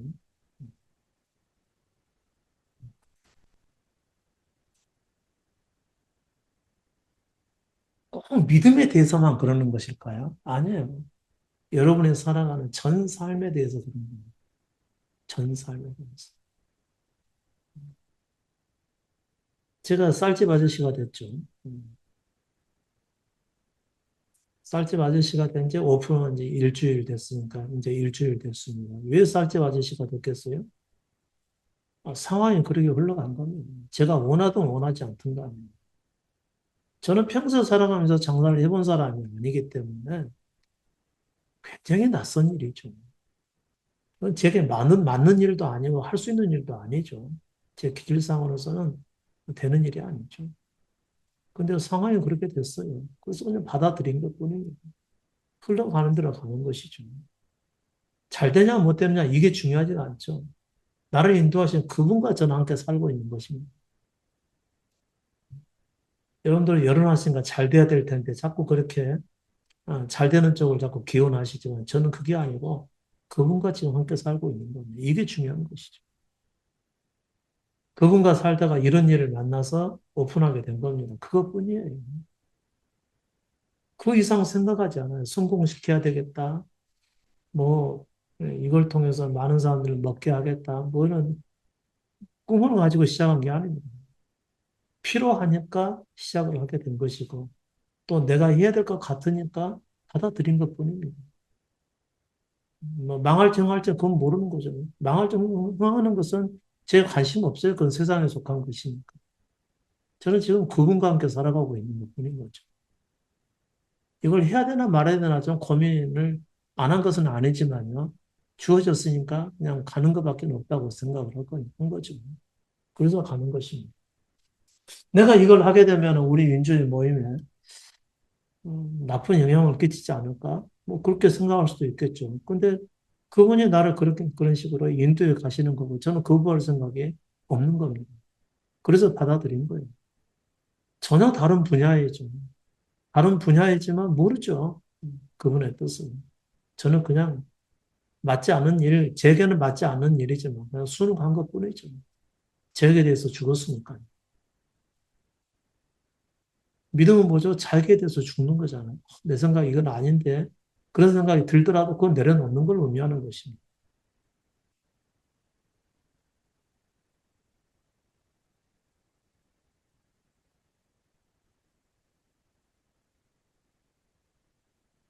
사도행전 22장 13절, 22장 말씀 한번 읽어드릴게요. 22장 6절부터 보면 이런 말씀이 나와 있어요. 아, 바울이 그 다메섹 도상에서 그리스도를 만나는 장면이 나와 있습니다. 가는데 다메섹에 가까웠을 때에 오정쯤 되어 호련히 하늘로서 큰 빛이 나를 둘러 비치며 내가 땅에 엎드러져 들으니 소리 있어 가로되 사울아 사울아 네가 왜 나를 핍박하느냐 하시거늘 내가 대답하여 주여 니시니까 하니 가라사대 나는 네가 핍박하는 나사렛 예수라 하시더라. 나와 함께 있는 사람들이 빛을 보면서도 나더러 말하시는 이에 소리는 듣지 못하더라. 내가 가로되 주여 무엇을 하리이까? 주께서 가라사대 일어나 다메섹으로 들어가라. 정한 바 너의 모든 행할 것을 거기서 누가 이르리라 하시거늘 나는 그 빛의 광채를 인하여 볼 수 없게 되었으므로 나와 함께 있는 사람들의 손에 끌려 다메섹에 들어갔노라.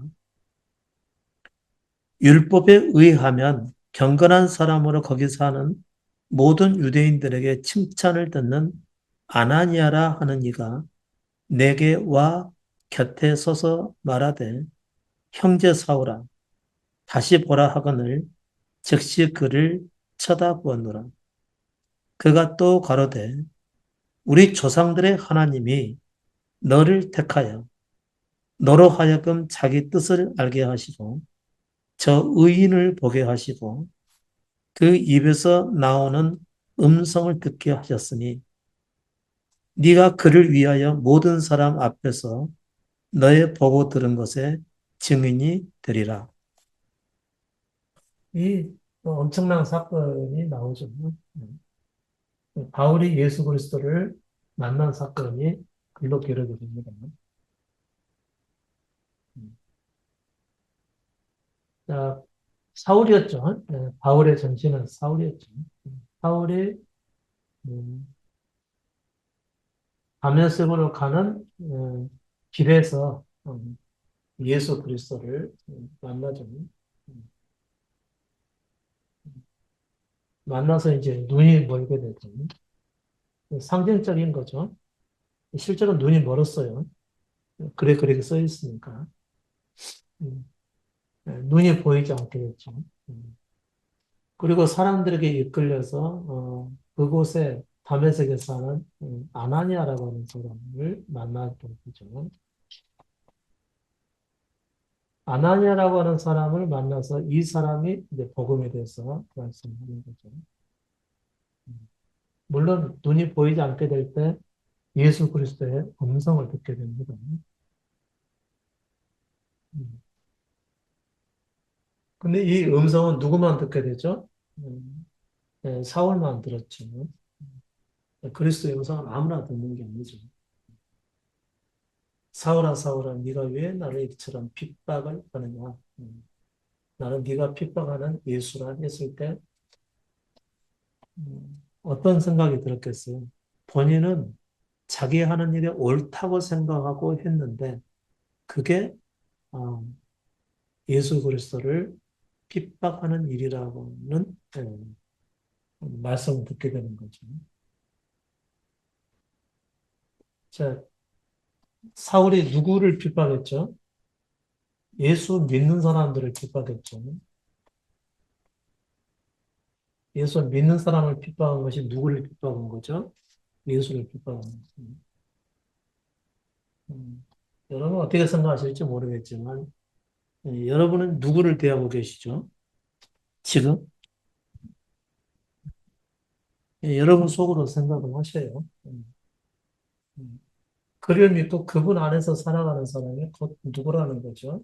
그분이 행하게 하시기 때문에 그분일 수도 있다는 거죠.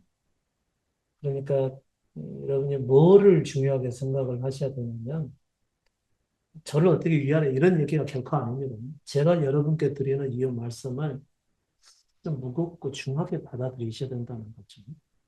오늘 쭉 여러분에게 말씀해 드렸던 것 버리는 것. 내가 사랑하는 대상들을 버리는 것. 내가 사랑하는 물질들과 또 내가 사랑하는 세상에 속한 것들을 버리는 것. 이것은 지엄한 그분의 음성입니다. 이제 여러분 말씀으로 보면 여러분께서 아시겠어요? 읽고 그냥 지나가는 말씀이 되죠. 그러나 이것을 가지고 쭉 풀어서 말씀하는 거죠. 여기서도 풀어서 말씀하는 자가 아나니아가 있었죠. 아나니아가 이런 말씀을 하죠.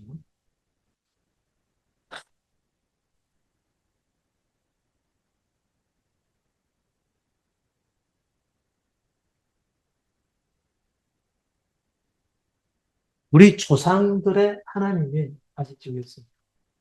아나니아 나왔죠. 풀어서 말하는 자.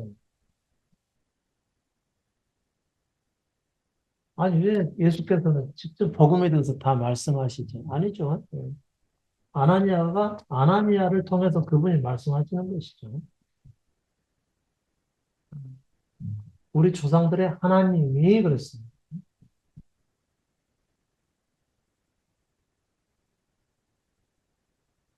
너를 택하여 그랬습니다.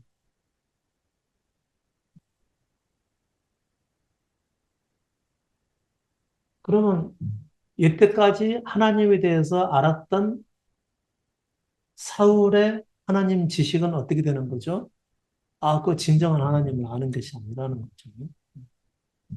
그것은 사울이 그 바울의 전신인 사울이 어려서부터 부모의 교육을 받고 그리고 말씀에 정통을 한 삶을 살아가고 또 말씀을 공부하고 그 안에서 성장을 하고 어 그리고 나중에 이제 바리새인이 되잖아요. 바리새인 될 때까지는 얼마나 수많은 학습의 과정을 거쳤겠습니까? 그리고 얼마만큼의 오랜 기간에 경건한 삶을 살았겠어요. 여러분, 그게 대해서는 뭐 어떤 어렸을 때 그런 훈련받은 삶을 살았겠죠. 교육을 통해서. 아무나 그 바리새인이 되는 거 아니죠. 바리새인으로서 얼마만큼 성경을 가까이 했겠어요. 그리고 하나님 지식을 가지고 있었겠습니까? 그리고 그 지식에 얼마나 투철하고 확고했으면 예수 믿는 사람들을 핍박하러 그 맘씨 좋은 바울이 사울의 전신이 사울이 예수 믿는 사람들을 예, 잡아 가두기 위해서 동해도로 갔겠냐는 거죠. 그 먼 길을. 그래서 아무나 할 수 있는 일이 아니거든요. 그러니까 그만큼 바른 삶에 대해서 취해 있었다는 거죠. 하나님 앞에서 바르게 살아야 되는데 이게 진정한 진리인데 어디서 듣보잡들이 나타나가지고 예수 믿는 믿음을 전하고 이 유대교를 믿는 사람들을 꺼내놔서 예수 믿게 한다고 하는 이것을 다 들었을 때 막 울분이 막 치밀어 오른 것입니다. 그래서 지금처럼 유대교의 전통에 따라서 하나님을 믿는 것이 진짜 믿음인데 도대체 어디 이와 같은 것들이 나타나서 어, 이렇게 어지럽히냐 하면서 예수 믿는 사람들을 잡아 가두러 가는 과정이었었죠. 또 그때까지 그런 일을 했었거든요. 이 사람은 아주 그 하나님 신앙에 대해서 미쳐 있는 사람이죠. 미쳐 있을 정도로 아주 과도한 열심을 가지고 살아가는 사람이죠. 그런데 하나님의 택하심을 받아서 어, 택하심을 받았다는 거죠. 그리고 그 전에 하나님을 알고 하나님 안에서 살아갔던 것은 뭘까요? 아, 그건 정상적인 택함이 아니라 그런 얘기인 것이겠지만. 자, 하나님의 말을 또 보죠. 아, 우리 조상들이 하나님이 너를 택하여 너로 하여금 자기 뜻을 알게 하시오. 그랬습니다. 너로 하여금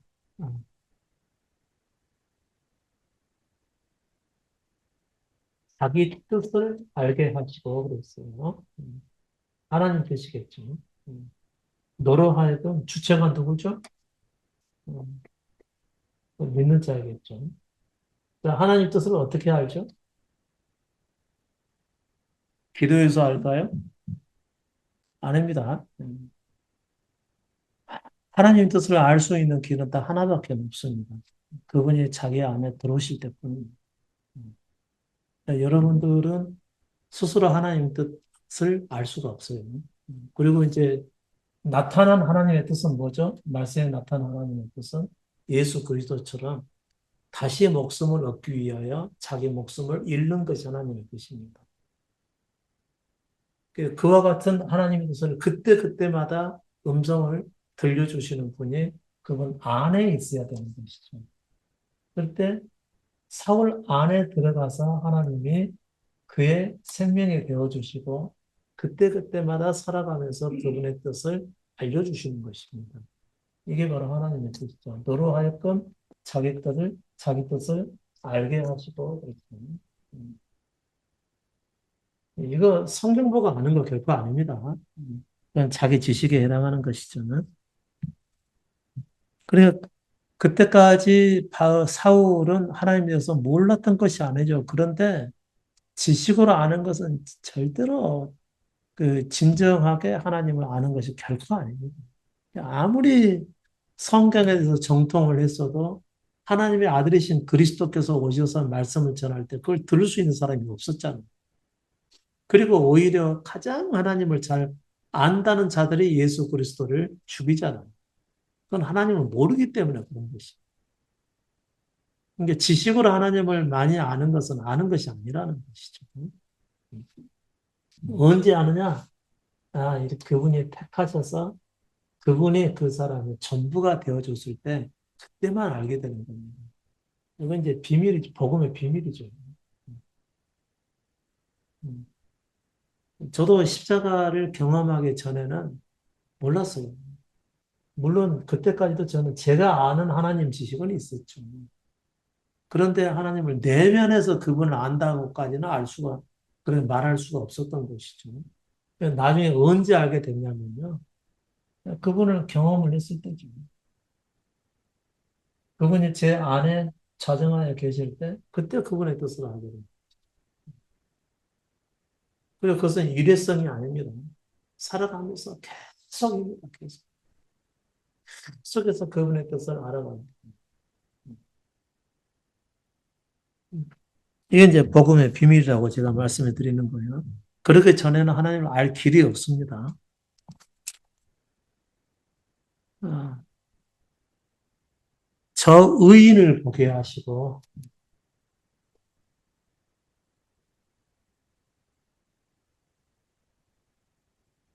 저 의인은 누구죠? 예수 그리스도시죠. 예수 그리스도를 보고 그를 닮아가게 하는 것이죠. 그리스도를 닮아가는 것은 뭐죠? 스스로 살지 않는다는 거죠. 스스로 살지 않는 겁니다. 그분이 행하셨던 일을 자신이 행하기 위해서 힘쓰는 거, 이게 아니라는 거죠. 그분이 뭐 새벽에 나가서 기도하셨으니까 우리도 새벽 기도합시다. 이런 게 아니라는 거죠. 그분이 제자들의 발을 씻기셨으니까 우리도 발을 씻겨야 맞지 않겠습니까? 또 세족식하는 거, 이게 그분을 따라가는 게 아니고 그분이 사셨던 것은 뭐죠? 스스로 살려고 하지 않으셨던 것이죠. 전혀 다른 이제 길로 인도해 가시는 거죠. 자, 그 입에서 나오는 음성을 듣게 하시는 것. 그리스도의 음성. 예수 그리스도의 음성을 듣는 것은 언제만 들을 수가 있죠? 자기에 대해서 죽고 그분을 전부로 만났을 때만 그분의 음성을 듣게 되는 겁니다. 그렇지 않으면 들을 수가 없어요. 그러니까 이런 과정을 거치지 않고서 하나님을 안다는 자들의 지식은요, 다 거짓이라는 것이죠. 누구만 알죠? 택함 받은 자만. 택했다는 것은 뭐죠? 율법을 버리는 사람들이 얘기하는 거죠. 율법적 성.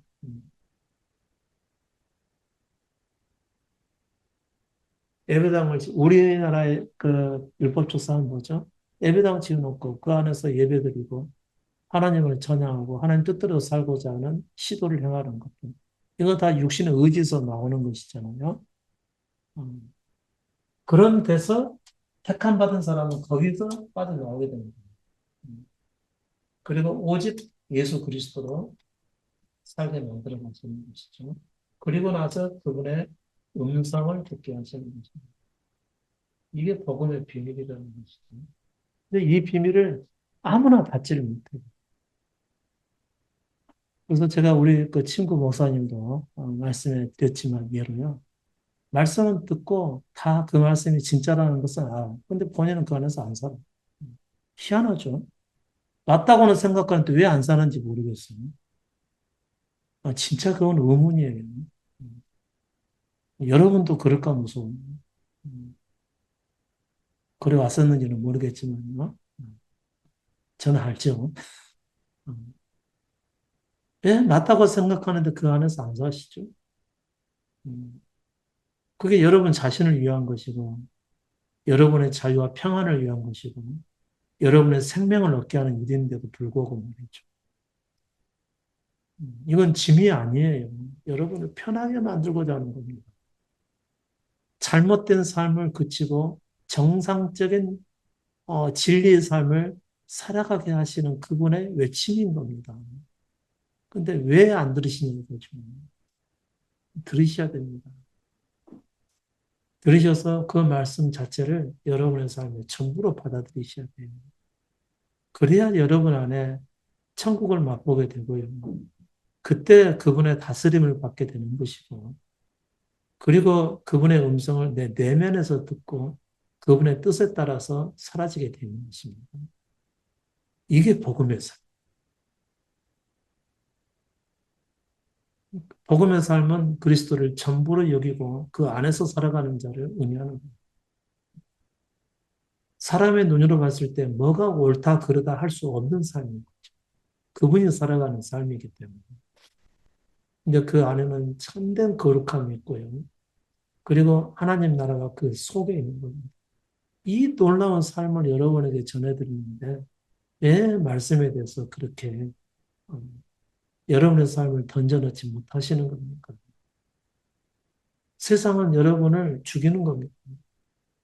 여러분 자신의 생각과 삶은요, 여러분 자신을 죽음으로 인도하고 있습니다. 거기서 벗어나서 주님을 붙드셔야 되고요. 그분의 인도하심을 받으시라는 겁니다.